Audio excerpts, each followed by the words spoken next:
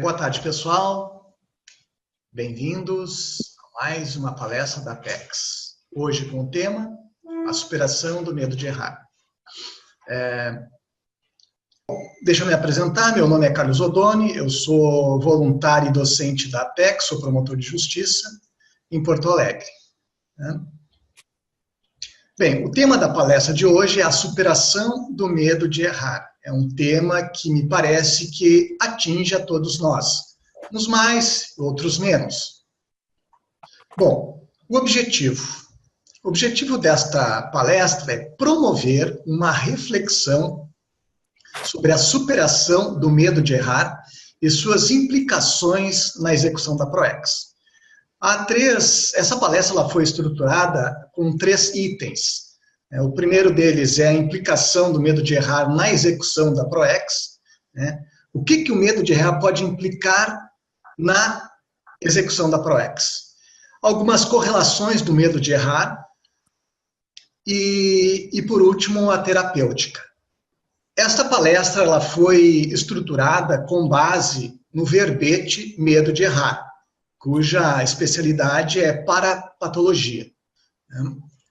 Aí no slide está a definição que vocês encontram no verbete. Esse verbete ele foi escrito pela professora Daniela Guimarães. Então, além de uma análise deste verbete, medo de errar, eu também analisei outros verbetes que têm relação com este, que é a repercussão do medo, um verbete com o título Medo, Decidofobia e, por último, Pesquisa do Erro. Então, com base nestes verbetes, esta palestra ela foi estruturada e estudada.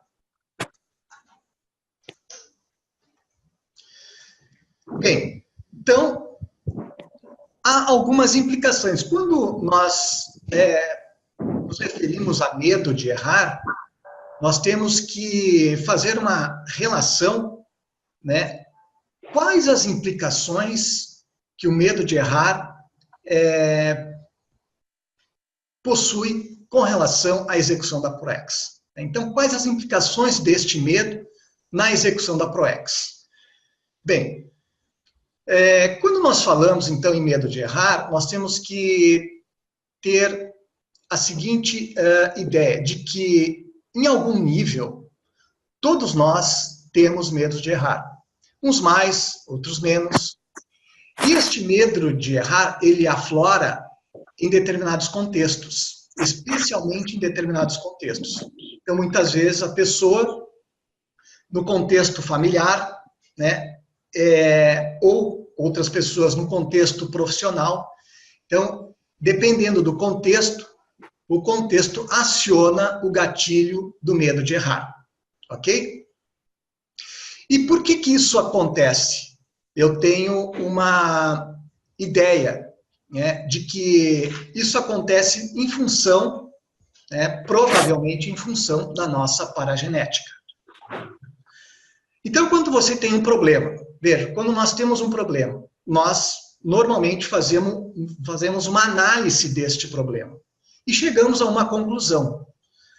Quando nós chegamos a uma conclusão, surge normalmente a pergunta, mas será que esta conclusão é a melhor? Então, com base nesta pergunta, a pessoa normalmente ela faz uma reanálise daquela conclusão.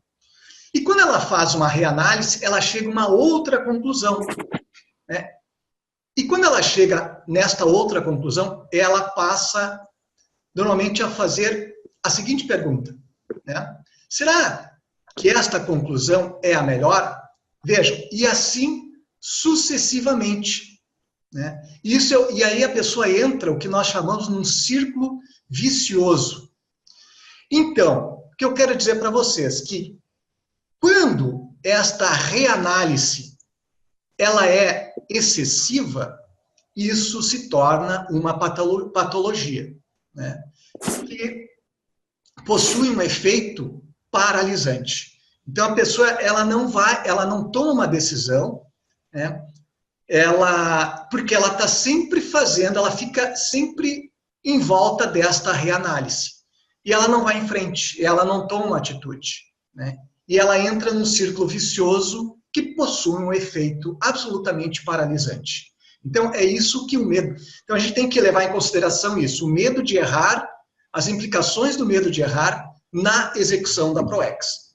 E ProEx é exatamente o contrário, né? ProEx, você tem que enfrentar os desafios, né? Você tem que assumir as responsabilidades, você tem que fazer um movimento, né? E não pode ficar... não pode ficar em volta de um efeito paralisante, ok?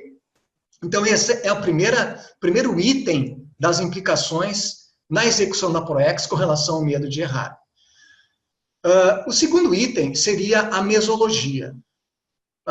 Vocês acham que a mesologia, ela reforça ou ela potencializa, de certo modo, o medo de errar?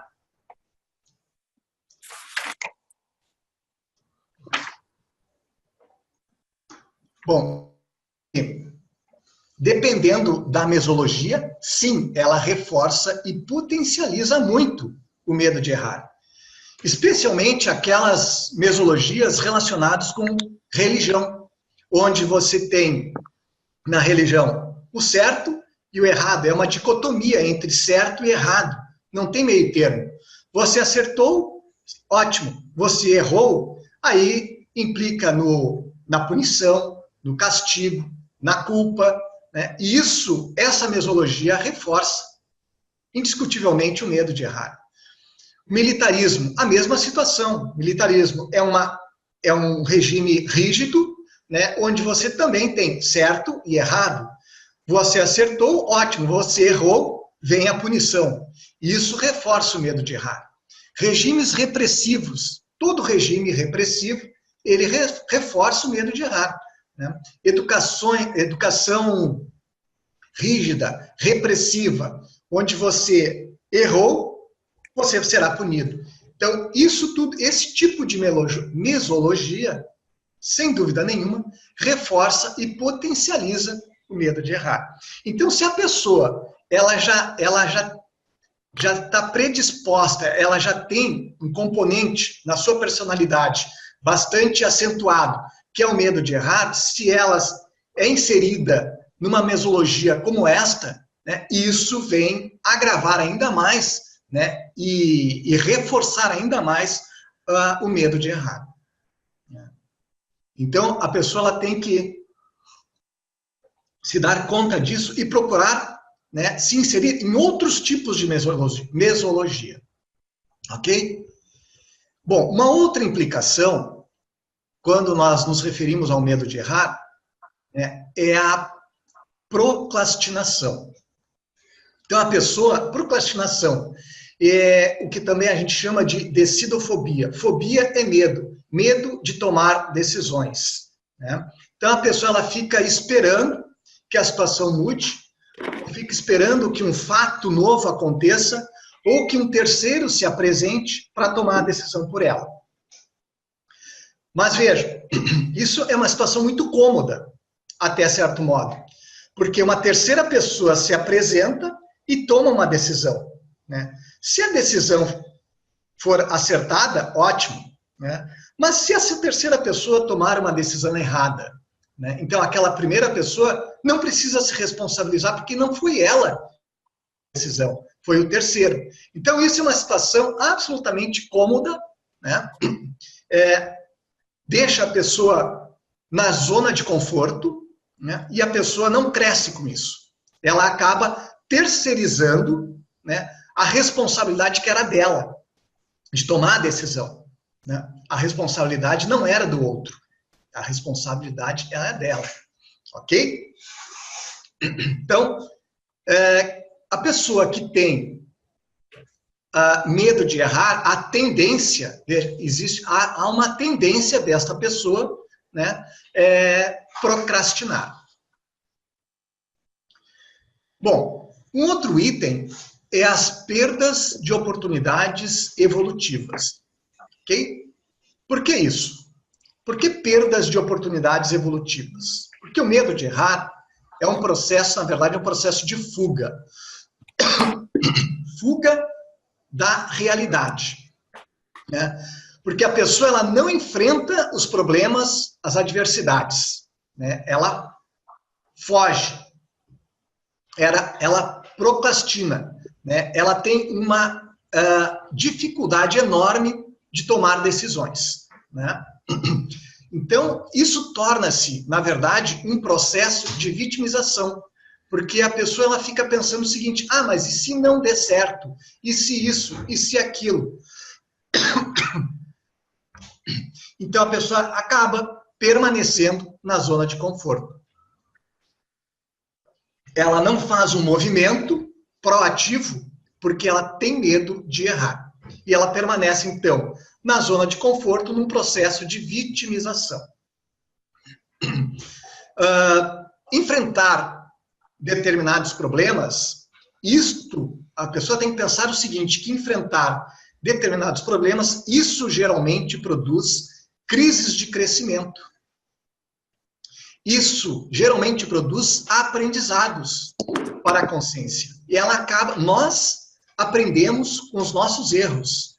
Então, é esse tipo de reflexão que a consciência precisa fazer. Nós aprendemos fazendo. E, ao fazer, inevitavelmente, neste processo de ao fazer, inevitavelmente, nós vamos cometer erros, né? O erro, na verdade, ele faz parte do nosso aprendizado, né? É esse tipo de reflexão que a pessoa precisa fazer, né? Até mesmo para não entrar nesse sistema de perdas de oportunidades evolutivas. Evitar isso. Esse tipo de reflexão é um facilitador, né, para que a pessoa otimize o seu processo evolutivo. E uma outra implicação que eu selecionei aqui seria as implicações na execução da PROEX, com relação ao medo de errar. Então, quando não nos posicionamos, quando a gente não se posiciona, nós não avançamos neste processo evolutivo, né? Nós deixamos, de certa forma, de executar a PROEX. Quando a pessoa foge das suas escolhas, dos seus posicionamentos, quando ela foge das suas responsabilidades, isso, na verdade, é uma atitude anti-PROEX. Porque PROEX é exatamente o contrário. PROEX é fazer escolhas mais acertadas, PROEX é a pessoa se posicionar, né? É assumir as suas responsabilidades. Quando ela deixa de fazer isso, isso se torna uma atitude anti-PROEX, levando ao que nós chamamos de desvio de PROEX, também chamado de ectopia consciencial, e, consequentemente, ao incomplex. Ok? Até aqui, pessoal? Podemos ir adiante? Nós selecionamos algumas correlações do medo de errar. Bom, a primeira correlação é com relação ao perfeccionismo, né? Então, a pessoa que tem medo de errar, ela possui uma tendência a ser perfeccionista. Por quê? Porque o perfeccionista, ele tem uma dificuldade enorme, né, de realizar determinados trabalhos. Por quê? Porque ele nunca está satisfeito, né, com o rendimento, né, com o nível do trabalho. Né?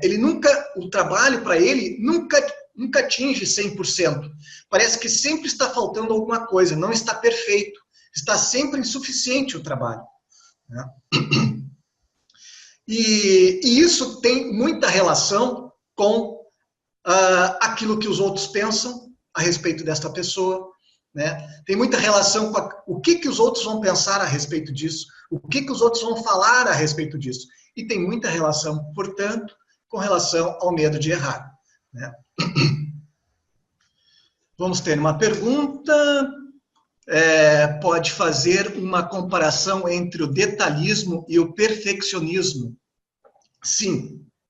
Me parece, Willy, que é assim, ó. no meu modo de entender.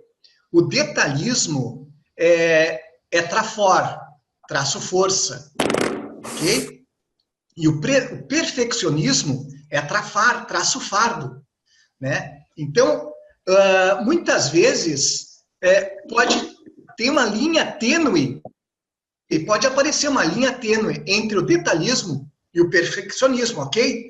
Mas me parece que o detalhismo tem muito mais relação com lucidez, né? Com trafor, traço força, e o perfeccionismo tem muita relação com trafar, traço fardo, né? E algo que você precisa melhorar. Então, essa é a minha posição com relação a uma comparação entre detalhismo e perfeccionismo. Detalhismo, ele se afasta do medo de errar. Por quê? Porque há lucidez, né, com relação a esse processo. O perfeccionismo, ele se aproxima do medo de errar. Por quê? Porque está faltando lucidez, né? O detalhismo é um processo racional. O perfeccionismo é um processo emocional. Ok? Podemos seguir, então? Com relação, então, ao controle, que é uma outra correlação que eu fiz com relação ao medo de errar. Então, a pessoa que tem medo de errar, ela tem uma tendência a estar sempre buscando ter tudo sob controle. Por que isso? Porque o controle, na verdade, é um mecanismo de defesa do ego, né? E isso traz, digamos assim, uma pseudo-segurança. A pessoa ela é insegura, tem medo de errar, e ela utiliza o controle que traz para ela uma pseudo-segurança, amenizando, portanto, o medo de errar. O controle, ter as coisas sob controle, isso ameniza, isso traz uma pseudo-segurança para a pessoa, né? E ameniza, portanto, o medo de errar. Ok?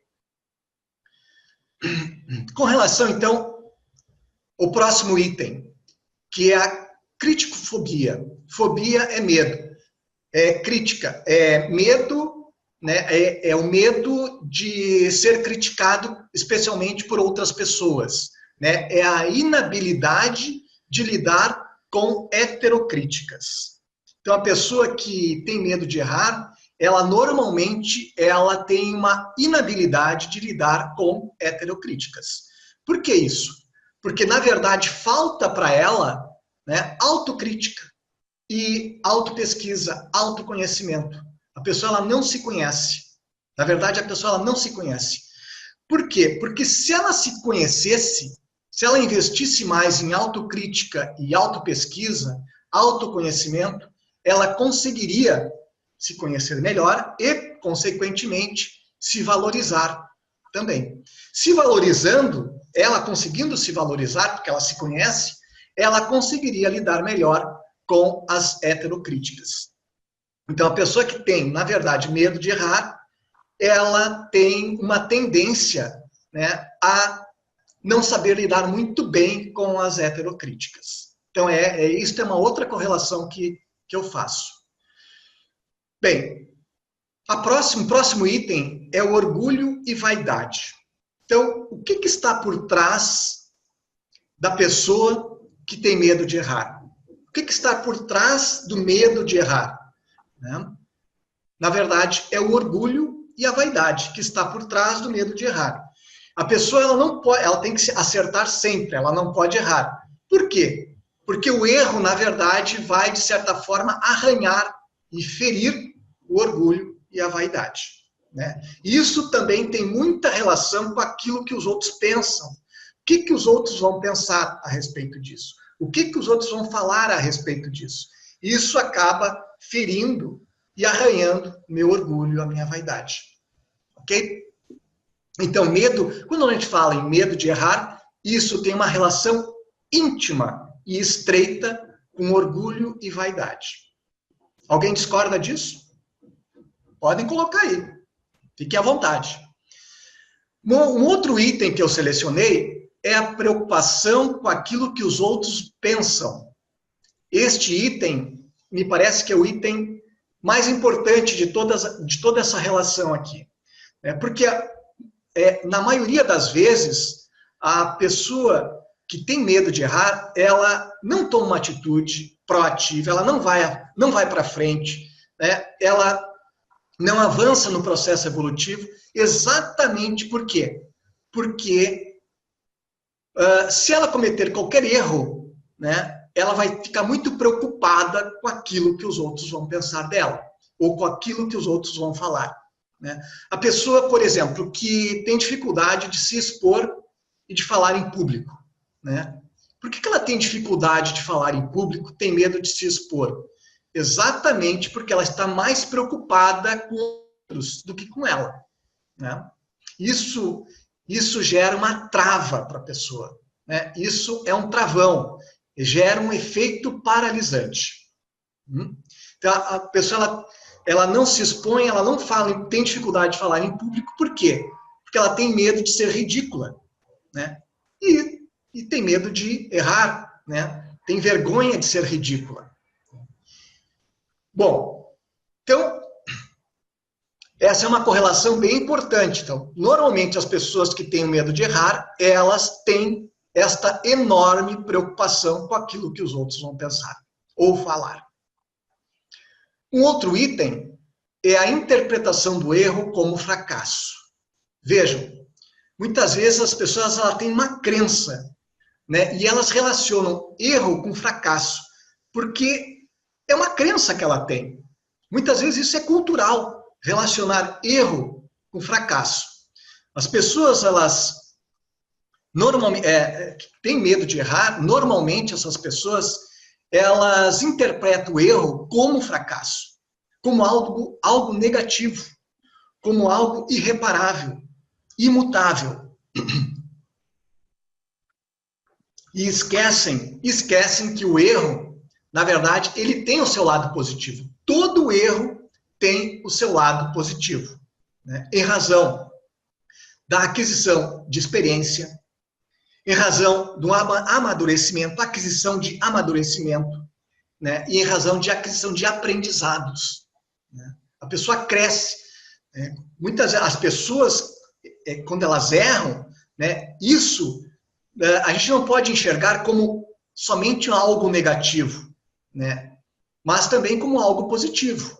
Porque isso pode gerar uma crise de crescimento para as pessoas. Né? Aquisição de experiência, amadurecimento, aprendizados. Ok? Tudo certo? Podemos avançar? Ok. Bem, pessoal, temos duas frases aqui. O fracasso, isso aqui é para a gente refletir. O fracasso é o primeiro passo no caminho do sucesso. Veja. Então, para você atingir o sucesso, muitas vezes, o primeiro passo começa com um fracasso. Né? Até você chegar lá no sucesso. E a outra frase, o sucesso é ir de fracasso em fracasso, sem perder o entusiasmo, sem perder a motivação. Então, essa é a ideia, é você não desistir diante de um fracasso, do primeiro fracasso. Não desista diante do primeiro fracasso, nem do segundo, nem do terceiro. Né? Continue de fracasso em fracasso, sem perder a motivação, até atingir o sucesso. Por quê? Porque o fracasso, na verdade, é o primeiro passo no caminho do sucesso. E o próximo slide, nós temos aqui uma frase do Bill Gates, que ele diz o seguinte: não desista nas primeiras tentativas. Significa o seguinte: se você fracassar nas primeiras vezes, não desista, né? Siga em frente. Por quê? Porque a persistência é amiga da conquista. Né? Então, é também uma frase que eu deixo aqui para vocês refletirem. Não desista nas primeiras tentativas. A persistência é amiga da conquista. Bom, então, avançando aí com o nosso tema. Aqui, ó. Aqui para você. Não desista das primeiras tentativas. A persistência é amiga da conquista. Próximo slide. Também continuamos aqui com as correlações do medo de errar. A primeira desse slide, a primeira correlação seria o que eu chamo de desdramatização. Muito bem. Então, o primeiro passo é a pessoa desdramatizar. Se ela tem o medo de errar, o primeiro passo seria desdramatizar as situações, os problemas, as adversidades. Esse é o primeiro passo. Por quê? Porque muitas vezes, na maioria das vezes, as adversidades, elas nada mais são do que uma exacerbação da nossa imaginação e do nosso processo emocional. Porque, na maioria das vezes, nós, através da nossa imaginação e do nosso processo emocional, nós carregamos nas tintas, né? Nós damos uma dimensão enorme por um problema que não tem essa dimensão, né? Nós, muitas vezes, agravamos o problema e ele não tem essa gravidade toda, né? E isso ocorre em função da nossa imaginação e do nosso processo emocional. Então, o pulo do gato qual é? É desdramatizar a situação. Esse é o primeiro passo. O medo de errar é um processo emocional que diminui o processo racional. Então, quanto mais informação, quanto mais você conseguir reunir informação a respeito de um determinado contexto, melhor para você tomar uma decisão racional. Ok? Então, o primeiro passo desta correlação é partir para a desdramatização. Não exacerbar, né? Não dar uma dimensão enorme para um fato que, na verdade, não merece isso tudo.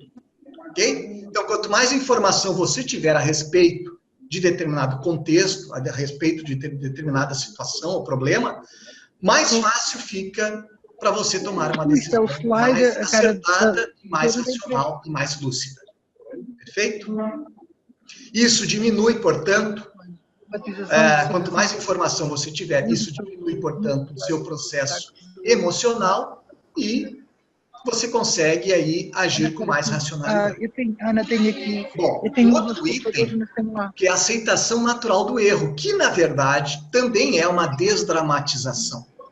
A aceitação natural do erro. Entender que o erro faz parte deste processo evolutivo, né? Nós, para que a gente possa aprender, né, nós precisamos, é inevitável o erro, né? Nós aprendemos fazendo. E ao fazer, nós cometemos alguns erros, né?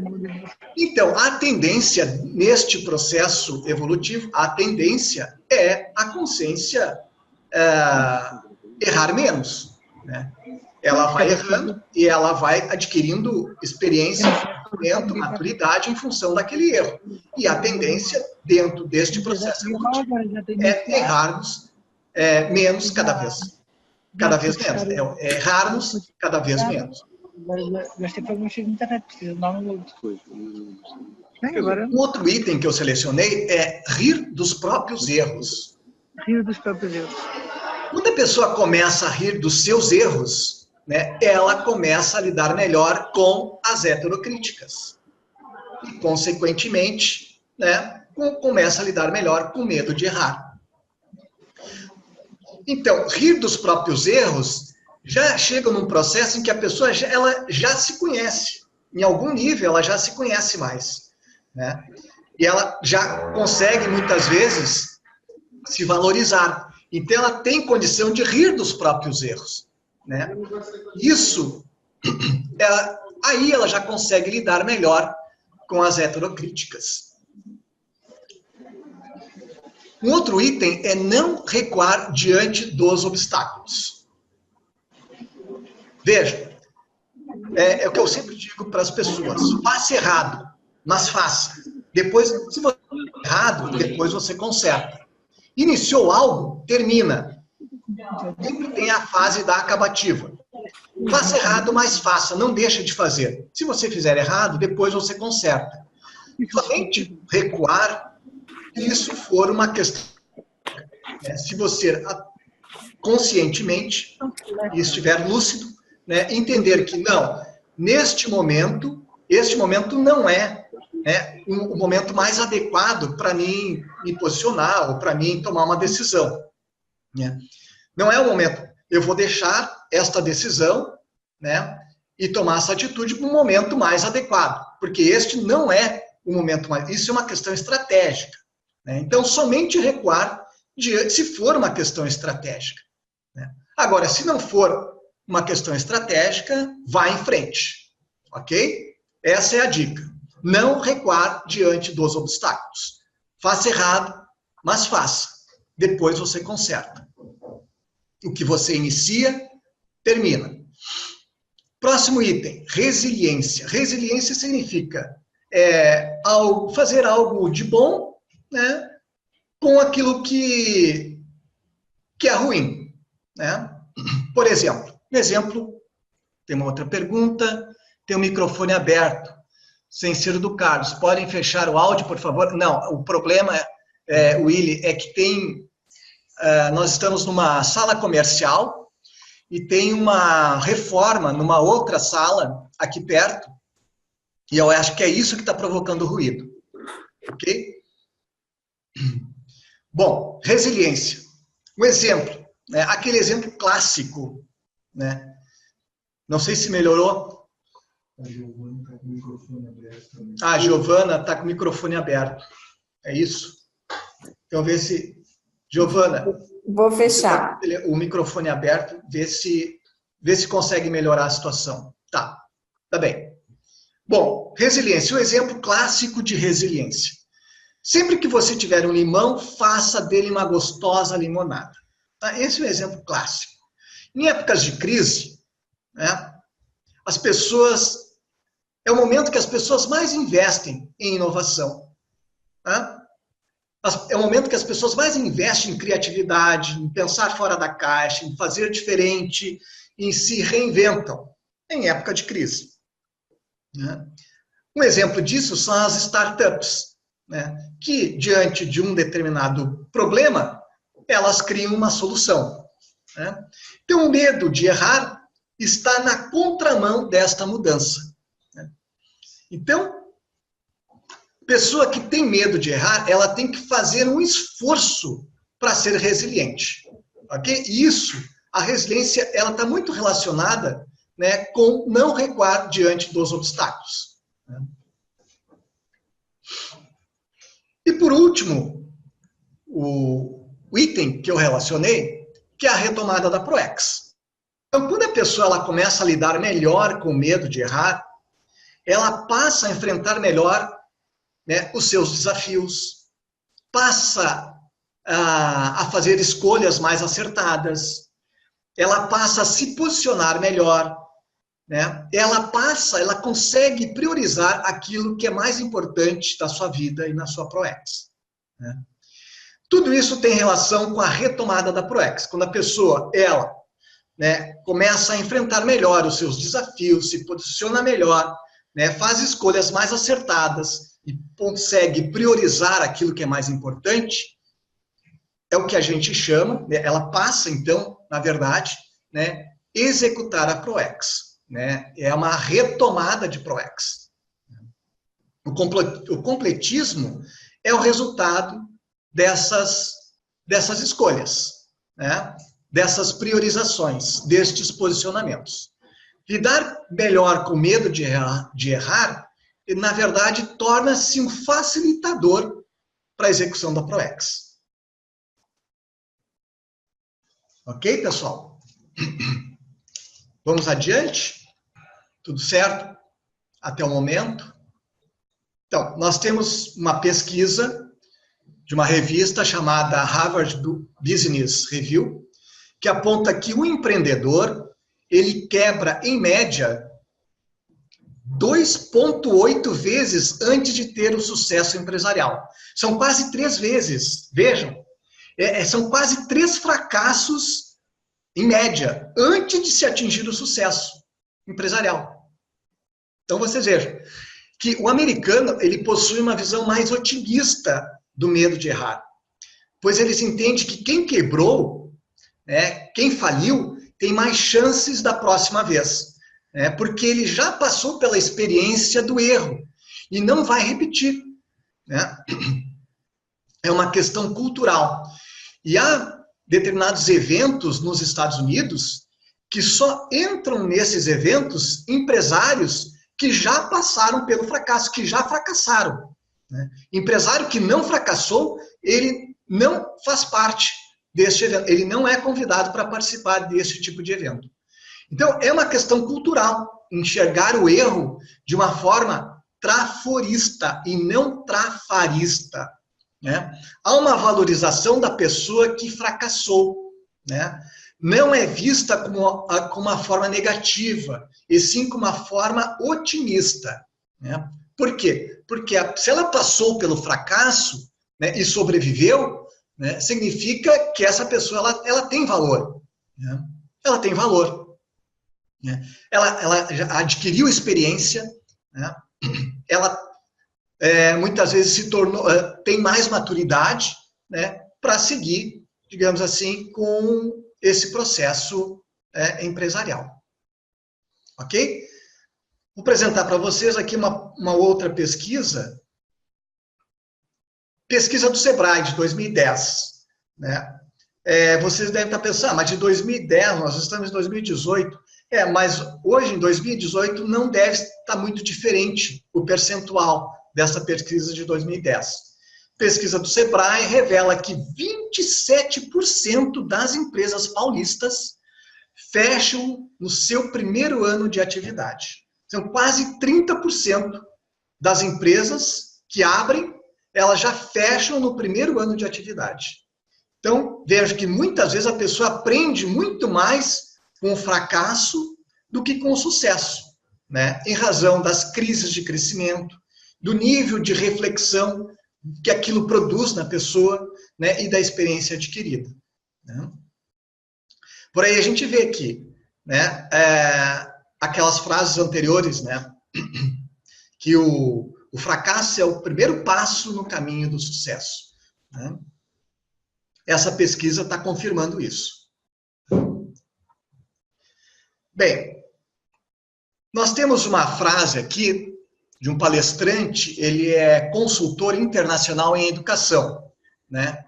Se você não está preparado para errar, você nunca conseguirá fazer nada original. Alguém discorda disso? Se você tem medo de errar, provavelmente você terá dificuldade de ser uma pessoa inovadora, criativa, ousada. Por quê? Porque o medo produz um efeito, normalmente o medo produz um efeito paralisante, né? Agora, a questão é, como é que você lida com o medo de errar? Como é que você lida com isso, né? Você que está me assistindo neste momento, como é que você lida com o medo de errar?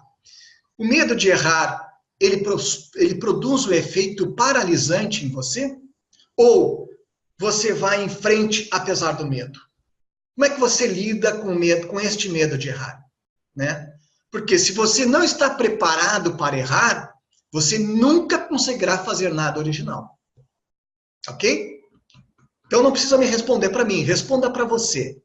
O medo de errar produz em você um efeito paralisante ou você vai em frente apesar do medo? Nós temos também aqui uma outra reportagem da Folha de São Paulo, né, também de 2010. O que não mata deixa você mais forte. Ok? Então isso aqui foi um estudo que fizeram, um estudo americano, que fizeram com 2.400 americanos, e esse estudo confirmou a máxima, né? Quem passou por mais adversidades na vida, criou mais resistência psicológica, né? Então, a pessoa que passa por mais adversidades, mais problemas, ela, na verdade, ela cria uma resistência psicológica maior, né? A pessoa, ela fica mais, o que a gente diz, a pessoa ela fica mais vacinada, mais imunizada, adquire tarimba, né? Experiência, maturidade, né? Isso produz um efeito psicológico, né, maior. Ela fica mais resistente psicologicamente. Então, o que não mata, né, deixa você mais forte. Esse é um efeito positivo, né, da gente enfrentar as nossas adversidades, né? O que não nos mata nos deixa mais forte. Ok? Tem uma pergunta. Imunização corresponde ao conceito conscienciológico de auto-mitridatização. Olha, o que eu vou te dizer, amigo? Eu acho que daria para fazer uma relação. Eu acho que sim, né? A pessoa ela fica mais tarimbada, mais vacinada, adquire mais experiência, maturidade. E isso tem relação com auto-mitridatização. Não te parece? Acho que sim, né? É claro que essa imunização aqui a gente está falando um conceito assim bem intrafísico, né? Que é resistência psicológica, né? Já esse outro conceito da conscienciologia já é mais abrangente, porque aí entra questões energéticas, mental soma, psicossoma, enfim, né? Mas acho que sim, daria para fazer uma relação, né? A primeira, numa área absolutamente intrafísica, né? E outra, numa área mais abrangente, né? Uma área multidimensional. Bem, nós temos aí uma figura conhecidíssima no mundo inteiro, né? Que é o Michael Jordan, que é considerado um dos melhores jogadores de basquete de todos os tempos. Ok? Vejam a trajetória do Michael Jordan antes dele atingir o sucesso. Ele errou 9.000 cestas e perdeu em torno de 300 jogos antes de atingir o sucesso. Né? Isso aqui é um belo exemplo, o Michael Jordan é um belo exemplo de resiliência, de tudo isso que a gente está falando, né? De não desistir diante dos obstáculos, de ir em frente, né? De ter resiliência, de ser determinado, de ter persistência, enfim, né? Então, errar 9.000 cestas e perder 300 jogos e atingir o sucesso, isso não é para qualquer um. Bem, um outro exemplo clássico é o Abraham Lincoln, né? Eu duvido que vocês que estão me assistindo neste momento, eu duvido que algum de vocês colecione mais fracassos do que este homem. Eu duvido. Veja, eu vou ler aqui para vocês a trajetória do Abraham Lincoln. Aos 23 anos, ele tentou um cargo na política e perdeu. Isso aos 23 anos. Faliu um negócio aos 31 anos. Foi derrotado numa eleição para o Legislativo aos 32 anos. Faliu outra vez no negócio aos 34 anos. Perdeu a eleição para o Congresso aos 43, aos 46 e aos 48 anos. Perdeu a disputa para o Senado aos 55 anos. Fracassou na tentativa de ser vice-presidente aos 56 anos. Vocês devem estar se perguntando o seguinte: qual o próximo fracasso dessa lista? O próximo fracasso desta lista é, aos 60 anos, eu não digo fracasso, é o sucesso. Aos 60 anos, ele foi eleito o presidente dos Estados Unidos, um dos políticos mais reconhecidos e mais admirados do mundo todo. Ele foi presidente de 1861 a 1865. Ok? Então, veja, esse também é um outro exemplo clássico de uma personalidade, né, que aí ele, apesar dos fracassos, ele foi adiante, né? Ele não se intimidou. Aí um exemplo clássico de resiliência, de persistência, de determinação, né? De proatividade. Então, próximo slide. Uma outra personalidade também conhecidíssima é o Henry Ford, né? Ele diz o seguinte: o fracasso é a oportunidade de começar de novo, com mais inteligência e redobrada vontade, né? Então, vejam que a trajetória do Henry Ford. A primeira empresa que ele criou, né, ele fracassou, ele quebrou na primeira tentativa, né? Aí ele criou uma segunda empresa, né, e ele quebrou novamente, fracassou. Aí ele, na terceira empresa, ele lançou os modelos Ford A, B e C, né, e não teve sucesso de vendas. Então ele fracassou pela terceira vez. E ele somente obteve sucesso com o lançamento do Ford T de Tatu, né, que vendeu 15 milhões de unidades. Né? Então, por isso que ele diz, o fracasso é a oportunidade de começar de novo com mais inteligência e redobrada vontade. Né? Então, o que nós precisamos? Na verdade, nós precisamos desdramatizar o fracasso e o medo de errar. Né? Não interpretar o erro, né? Não comparar o erro com o fracasso. Né? Porque o erro e o fracasso ele fazem parte da vida, fazem parte da nossa caminhada evolutiva. Né? A questão é, como eu já falei para vocês anteriormente, como é que você, que está me assistindo agora, neste momento, como é que você lida com o seu medo de errar? Né? Este medo te paralisa ou você vai em frente apesar do medo? Ok? Bom, nesse slide eu vou apresentar para vocês a terapêutica, que são alguns itens que eu selecionei para a pessoa fazer uma reflexão com relação à terapêutica. Então, o primeiro passo da terapêutica é o aprofundamento da autopesquisa. Esse é o primeiro passo. Né? Não se faz uma terapêutica se você não investir em autopesquisa, em autoconhecimento, principalmente se tratando de medo de errar. A pessoa ela precisa se conhecer melhor, né, para poder se valorizar. Ela precisa reconhecer e identificar que ela tem trafores. Né?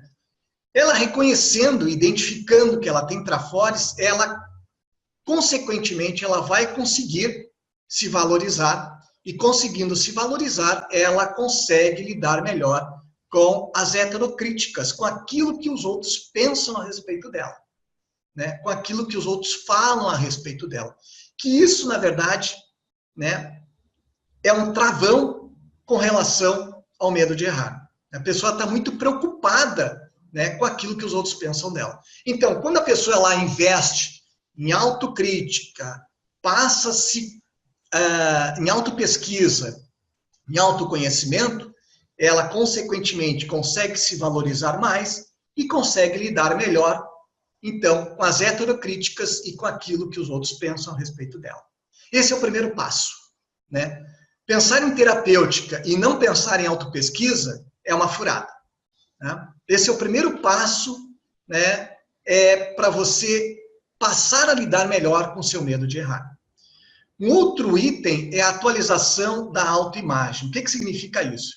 Então, a pessoa ela tem uma autoimagem de si mesma que muitas vezes não está atualizada. Por quê? Por que não está atualizada? Porque a pessoa precisa investir um pouco mais, né, em autopesquisa, em autoconhecimento. Né? Ela precisa identificar melhor e reconhecer melhor os seus trafores. Né? E muitas vezes isso não está muito claro para ela. Né?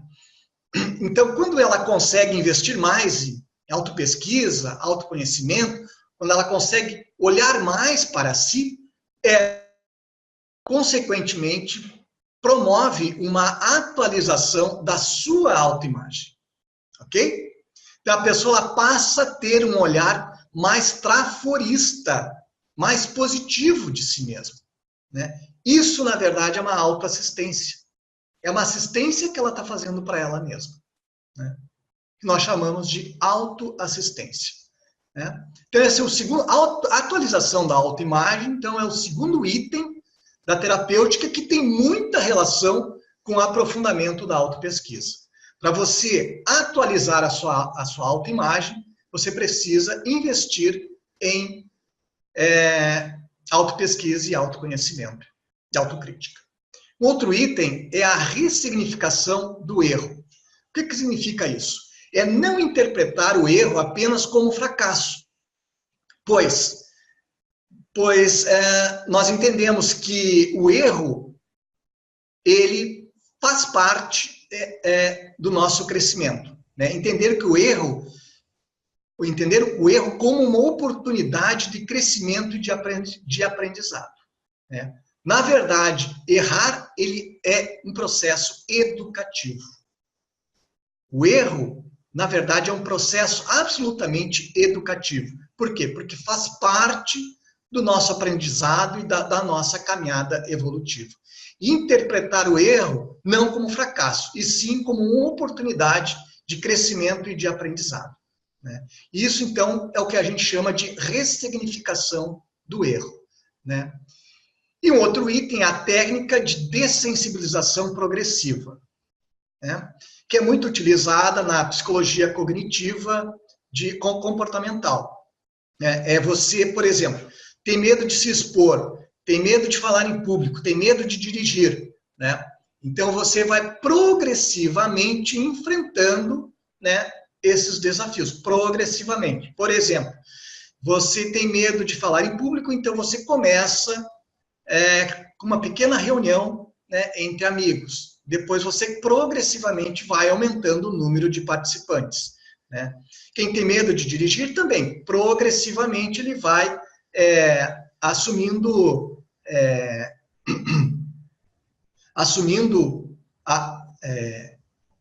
controle, né, de uma forma vai assumindo o controle do veículo, né, de uma forma cada vez mais, uma forma mais intensa, digamos assim, né? Progressivamente, ele vai começando pelas partes mais fáceis, mais simples, e aos poucos ele vai, né, adquirindo o controle das partes mais difíceis, né, da habilidade de dirigir. Então, essa é uma técnica muito empregada na psicologia cognitiva comportamental, né? Que também ajuda muito a pessoa que tem medo, né, passar progressivamente, ela vai enfrentando progressivamente esse medo e até chegar ao momento da superação. E por último, eu selecionei a coragem para evoluir. Se você pegar o erro, do outro lado, né, tem a coragem, nós temos a coragem. O erro é o trafar. A coragem é o trafor, é o contrário, né? Coragem para quê? Coragem para enfrentar a vida. Coragem para enfrentar os desafios, as adversidades. Nós precisamos ter coragem, apesar do medo. Apesar dos nossos medos, nós precisamos ter coragem, né? Coragem para cair e levantar, coragem de começar tudo de novo, né? Coragem de, quando errar, pedir desculpas, né? E fazer diferente, né? Apesar do medo. Então, o maior antídoto do medo de errar, na verdade, é a coragem, né? Ninguém executa a ProEx, né, sem uma boa dose de ousadia e coragem. Coragem é isso. Então, a ProEx é isso, né? ProEx tem muita relação com assumir desafios, né, assumir responsabilidades, fazer escolhas mais acertadas, priorizar aquilo que é mais importante na sua vida, né? E isso depende de uma boa dose de ousadia e coragem, né? Apesar do medo. Tudo certo, pessoal? Já estamos encerrando. Temos mais 2 slides ainda. eu gostaria de ressaltar esse princípio da conscienciologia, né, que diz o seguinte: insista, não desista do bom empreendimento. Se o objetivo é construtivo e os seus meios são honestos quanto aos direitos das consciências, não desista facilmente do que esteja produzindo. Vá em frente e com firmeza. O que procuramos, encontramos. Isso é um resumo, né, de tudo aquilo que eu falei nessa palestra, né, da coragem de enfrentar os desafios, né, coragem de assumir responsabilidade, né, coragem de executar a ProEx, apesar do medo. Ok? E no próximo slide, eu apresento para vocês uma conclusão, né? O medo de errar, atrelado ao processo de procrastinação, é totalmente incompatível com a execução da programação existencial, né? Ao lidar melhor com o medo de errar, o intermissivista assume uma postura renovadora e pró-evolutiva, mais coerente com os princípios cosmoéticos do seu curso intermissivo. Ok? Então, essas são duas frases aí que fazem parte da conclusão, que é para a gente refletir a respeito, né, da superação do medo de errar e da sua importância na execução da ProEx. Né? Muito bem. Damos por encerrado, então, esta palestra. Agradecemos aí a presença de todos, né? Fica aí o convite para o próximo sábado, né? Uma outra palestra da Apex, né? Muito obrigado a todos, ok?